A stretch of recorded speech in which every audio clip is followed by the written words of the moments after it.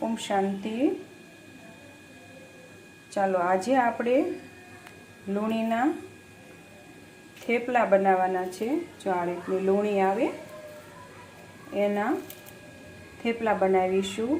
સૌ પ્રથમ પહેલાં પ્યારા બાબાને યાદ કરીશું અને પછી આપણે થેપલાનું બનાવવાનું ચાલુ કરશું।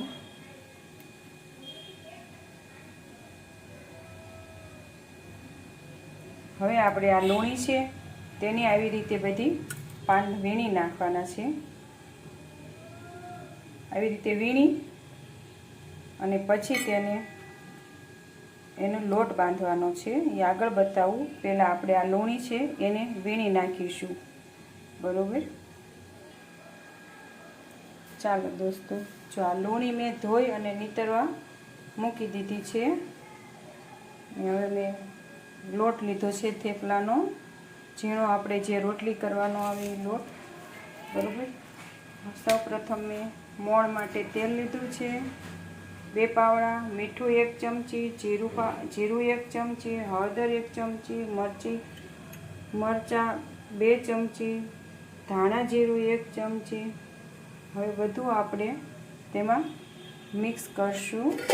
પહેલાં આપણે જે લૂણી છે તે તેમાં મિક્સ કરશું। જો તમારા બાળકોને ભાજી ન ભાવતી હોય તો આવી રીતે તમે લૂણીના થેપલા બનાવીને ખવડાવી શકો છો। હવે આપણે મરચું નાખીશું 1, પછી હળદર, ધાણા જીરું પાવડર, પછી જીરું અને મીઠું,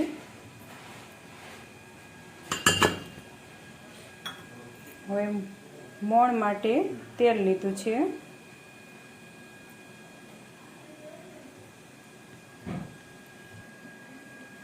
ચાલો આપણે હવે એને મિક્સ કરી અને લોટ બાંધીશું।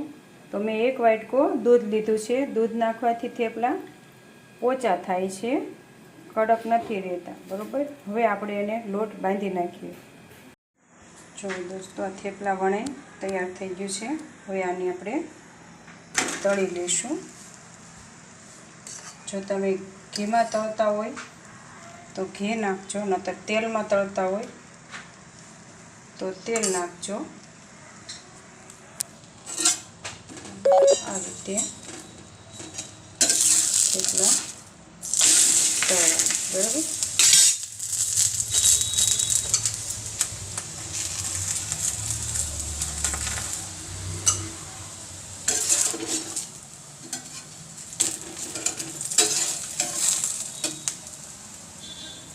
જો આ રીતે થેપલા તૈયાર છે।